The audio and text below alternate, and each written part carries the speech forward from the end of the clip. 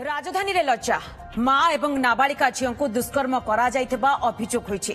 एने बड़गड़ थाना रे मामला रुजु होईछि। अभियुक्त जनक अश्लील फोटो उठाई ब्लैकमेल करी दुष्कर्म करिथिबा अभियोग होईछि। अभियुक्त हेला सरोज कुमार बेहरा। से अभियोगकारिणींकर घरोई सहायक भाबरे काम करुथला। सुजोग देखि से अभियोगकारिणी एवं तांको नाबालिका झीर फोटो एवं वीडियो उत्तोलन करी ब्लैकमेलिंग करुथला। पर फोटो वायरल करदेबार धमक देई उभय को एकाधिक थर दुष्कर्म करथिला। पुलिस अभियुक्त सरोज कुमार बेहरा को गिरफ्त करथिबा बेले अभियुक्त जनक पुलिस आगरे सबु अपराध स्वीकार करथिला। अभियुक्त नारे पूर्वरु भी जाजपुर थाना रे मामला रहिछि। संपर्क अधिक अपडेट देबा आम सहित जोड़ी मो सहयोगी चंदन पाइकराय रही। चंदन आपण निकट को आसापी चाहिए। चंदन ए पूरा घटना किभली भाबरे घटितिला जे अपराध करिछि जे युवक जनक रही सरोज से किभली भाबरे अश्लील फोटो उत्तोलन करथिले पुलिस ए बाबद रे कोन प्रतिक्रिया रखुछि?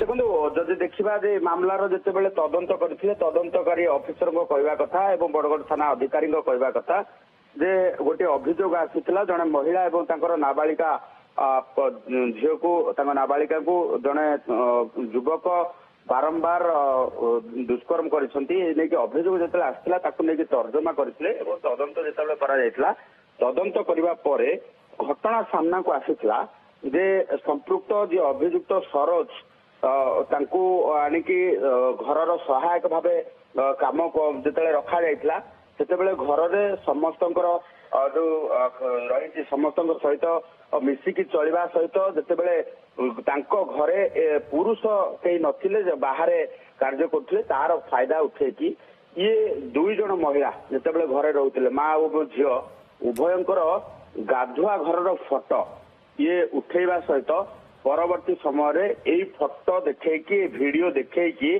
से ब्लैकमेलिंग आरंभ करथिला। माँ को गोटे पटे ब्लैकमेलिंग करछा बेले झियो को मध्य से बड़ी भाबे ब्लैकमेलिंग करथिला।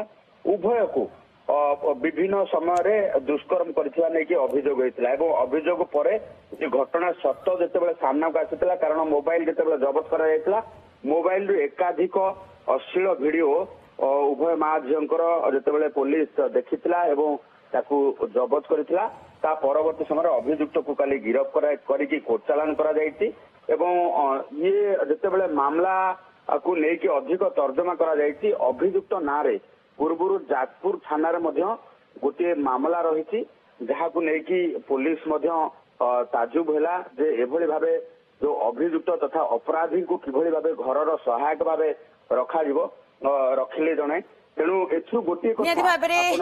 अभियुक्त प्रकृत में रही जेहेतु बर्तमान गोटे पटे कोर्ट चालाण कर पटे किंतु ना रे पूर्व भी जमी आप चंदन कहते अभियोग ना रे रही जाजपुर थाना रे भी ना रे अभियोग रही पुलिस ए दिगरे बर्तमान कौन तदंत करुच्ची प्रक्रिया कुआड़े जाऊँगी आप नजर रखि था। बहुत बहुत धन्यवाद चंदन आपंकर तमाम सूचना।